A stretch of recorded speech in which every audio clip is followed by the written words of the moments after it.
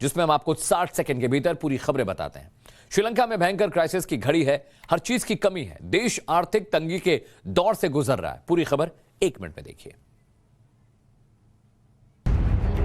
श्रीलंका में लोग सड़कों पर हैं और वहां हो रहे प्रदर्शनों के लिए राष्ट्रपति गोतबाया राजपक्षे ने वहां के कट्टरपंथी संगठनों को जिम्मेदार ठहराया है। श्रीलंका में गुरुवार की शाम डीजल नहीं था, जिससे परिवहन ठप हो गया। एजुकेशनल बोर्ड के पास कागज और स्याही खत्म हो गई, जिसके बाद परीक्षा अनिश्चितकाल के लिए टाल दी गई है। हालात ऐसे हो गए कि दिन में 13-13 घंटे बिजली काटी जा रही है। श्रीलंका अपने इतिहास के सबसे बुरे दौर से गुजर रहा है। श्रीलंका में ऐसी आर्थिक तंगी आई कि जो चाय आप 5 या 10 रुपए में यहाँ पीते हैं, वहाँ वही चाय 100 से 150 रुपए में एक कप मिल रही है। पेट्रोल डीजल पूरे देश में खत्म हो चुका है। अस्पतालों में जरूरी दवाइयाँ खत्म हो चुकी है। ऐसा कई दिनों से चला आ रहा है और अब जनता के सब्र का बांध टूट चुका है। श्रीलंका की मुख्य कमाई का स्रोत टूरिज्म के जरिए विदेशी मुद्रा कमाना था, लिहाजा लॉकडाउन के कारण वो पूरी तरह ध्वस्त हो गई। बार बार के लॉकडाउन ने जहां टूरिज्म को तबाह कर दिया, तो वहीं स्थानीय व्यापारिक गतिविधियों पर भी बहुत बुरा असर पड़ा है। विदेशी मुद्रा का भंडार तेजी से कम होने लगा है, जिसकी वजह से अब बड़ा संकट पैदा हो चुका है। और अरविंद केजरीवाल और भगवंत मान आज से 2 दिनों के गुजरात दौरे पर हैं। पूरी खबर क्या है 1 मिनट के भीतर आपको समझाते हैं। दिल्ली के मुख्यमंत्री अरविंद केजरीवाल और पंजाब के सीएम भगवंत मान 2 दिन के गुजरात दौरे पर हैं। आज सुबह 10 बजे अरविंद केजरीवाल और भगवंत मान अहमदाबाद में गांधी आश्रम जाएंगे। इसके बाद शाम 4 बजे से 6 बजे के बीच केजरीवाल और भगवंत मान का अहमदाबाद में एक बड़ा रोड शो होगा। इस रोड शो को आम आदमी पार्टी ने तिरंगा यात्रा का नाम दिया है। करीब 1.5 किलोमीटर लंबा ये रोड शो अहमदाबाद के पूर्वी इलाके स्थित निकोल खोदियार माता मंदिर से शुरू होगा। ये इलाका बीजेपी का गढ़ माना जाता है। रोड शो के लिए आपके कार्यकर्ताओं ने खूब तैयारियां की है। ज्यादा से ज्यादा लोग इस रोड शो में शामिल हो सके, इसके लिए अहमदाबाद में हर जगह भगवंत मान और अरविंद केजरीवाल के बड़े बड़े पोस्टर लगाए गए हैं। पंजाब में पार्टी को मिली बड़ी जीत के बाद कार्यकर्ताओं में काफी जोश भी नजर आ रहा है। आम आदमी पार्टी के कार्यकर्ताओं ने कहा है कि 2 बड़े नेता रोड शो कर रहे हैं, तो इसका असर लोगों के बीच जरूर पड़ेगा। इस रोड शो के बाद 3 अप्रैल को सुबह 10:30 बजे केजरीवाल स्वामी नारायण मंदिर के दर्शन के लिए भी जाएंगे और उसके बाद गुजरात से जुड़े कई पार्टी नेताओं से मुलाकात करेंगे। और देश में खाने पीने की चीजों के बढ़ते दामों के बीच सीएनजी के दामों में एक बार फिर से इजाफा हुआ है। पूरी खबर 1 मिनट के भीतर देखिए। आम आदमी पार्टी पर महंगाई की मार लगातार पड़ रही है। दिल्ली में सीएनजी के दाम में एक बार फिर से बढ़ोतरी की गई है। सरकार ने सीएनजी के दाम में 80 पैसे की बढ़ोतरी करने का ऐलान किया है। इसके साथ ही राजधानी में अब 60 रुपए 81 पैसे प्रति किलो सीएनजी मिलेगी।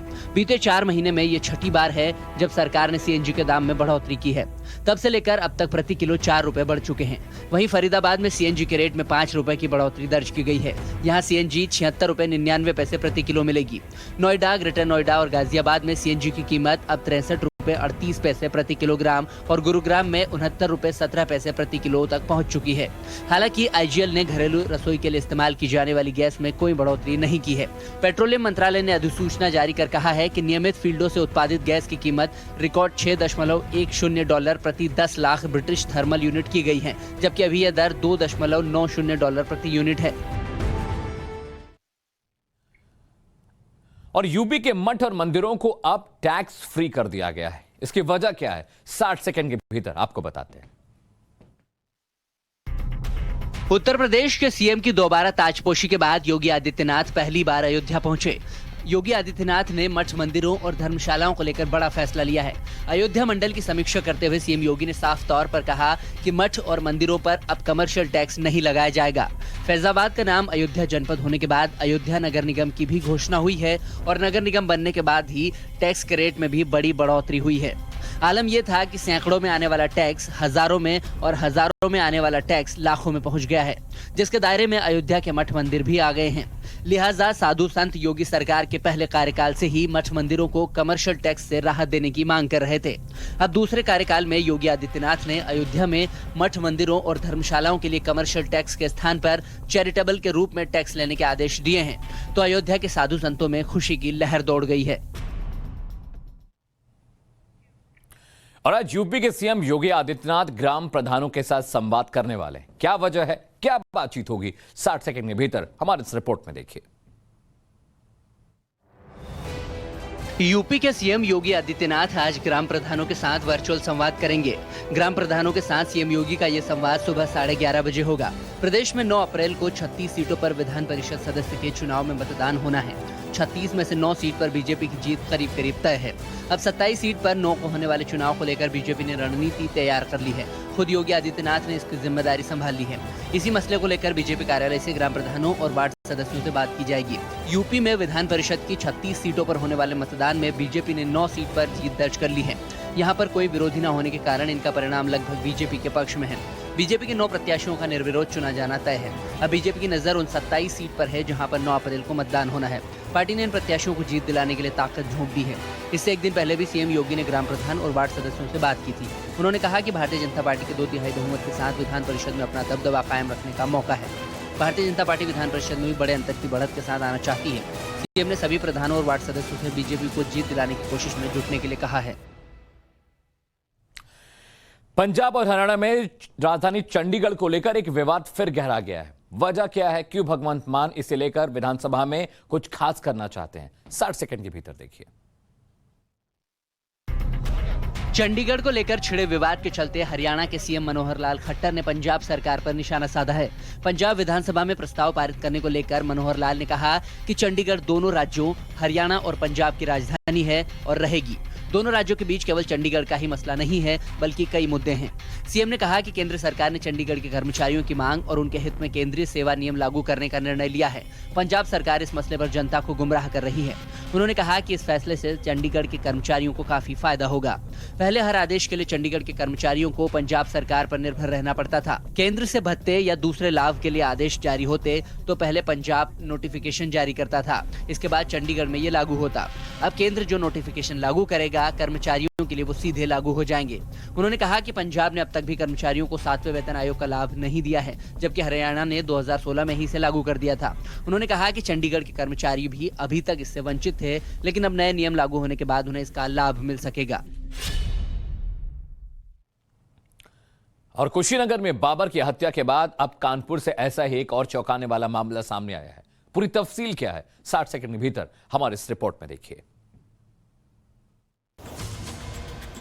कानपुर में एक मुस्लिम शख्स को अपने घर पर बीजेपी का झंडा लगाने के लिए धमकियां मिल रही हैं। मामला किदवई नगर की जूही लाल कॉलोनी का है। आरोप है कि शकील अहमद को उसके पड़ोसियों ने सिर्फ इसलिए बुरी तरह पिटाई कर दी क्योंकि उसने बीजेपी का झंडा अपनी छत पर लगाया हुआ था। उनका ये कहना है कि भाई सारे मुस्लिम जब कांग्रेस का साथ दे रहे हैं तो तुम बीजेपी का साथ क्यों दे रहे हो, उनका ये मानना है। जबकि मैं 2013 से बीजेपी का समर्थक हूँ और मुझे मोदी जी पसंद है, योगी जी पसंद है। मैं शुरू से उनको लाइक करता रहा हूँ और अभी तक लाइक करूँगा हमेशा। इलेक्शन से पहले विधायक जी आए थे और उन्होंने मेरे गले में हार डाल दिया था। तो बस यही कुछ लोगों को, यहाँ पे कुछ मुस्लिम ऐसे हैं जिनको जलन हो गई और उसके बाद फिर वोटिंग से 1-2 दिन पहले मेरे बीजेपी के झंडे मैंने लगा रखा था अपना घर के सामने, उसको उन्होंने गिरा दिया। शकील अहमद ने जब वारदात की सूचना पुलिस को दी तो पुलिस ने तुरंत कार्रवाई करते हुए मामला दर्ज कर लिया। पुलिस का कहना है कि वो इसकी पूरी जांच कर रहे हैं। इस मामले में जब केस दर्ज हो गया तो शकील अहमद ने एक बार फिर से बीजेपी के झंडे को अपने छत पर लगा लिया। और सीबीआई के कार्यक्रम में चीफ जस्टिस ने पुलिस को लेकर एक बड़ी बात कह दी। क्या है पूरा मामला, उन्होंने क्या कुछ कहा, 1 मिनट के भीतर इस रिपोर्ट में दिखाते हैं। चीफ जस्टिस एनवी रमन्ना ने सीबीआई के एक कार्यक्रम में देश में पुलिस रिफॉर्म को लेकर बड़ी बात कह दी। चीफ जस्टिस ने कहा कि लोग पुलिस के पास जाने में हिचकते हैं क्योंकि उसकी करप्शन के कारण उसकी छवि को काफी नुकसान पहुंचा है। देश में लोकतंत्र के मुद्दे को लेकर हो रहे इस कार्यक्रम में सीजीआई ने कहा कि राजनीतिक लोगों की साठगांठ की वजह से भी पुलिस की छवि को खासा नुकसान पहुंचा है, जिसे बदलने की जरूरत है। चीफ जस्टिस ने कहा कि कई पुलिस वाले कोर्ट में आकर कहते हैं कि सत्ता बदलने के बाद उन्हें प्रताड़ित किया जा रहा है। रमन्ना ने कहा कि कुछ अच्छे पुलिस वाले पूरे डिपार्टमेंट में क्रांति ला सकते हैं। जीवन जीने की 2 ही तरीके हैं, या तो हम जो चल रहा है उसे चलने दें या फिर हम कुछ बदलाव लाएं। माफियाओं और अपराधियों की संपत्ति पर अब एमपी में भी बुलडोजर चल रहे हैं। कौन चला रहा है ये बुलडोजर और कौन है ये अपराधी, 1 मिनट के भीतर हमारे इस रिपोर्ट में देखिए। यूपी के बाद अब एमपी में अपराधियों की संपत्तियों को गिराने का काम शुरू हो गया है। रतलाम में एमपी सरकार का बुलडोजर चला और बुलडोजर से आतंकियों की संपत्ति को गिराया गया।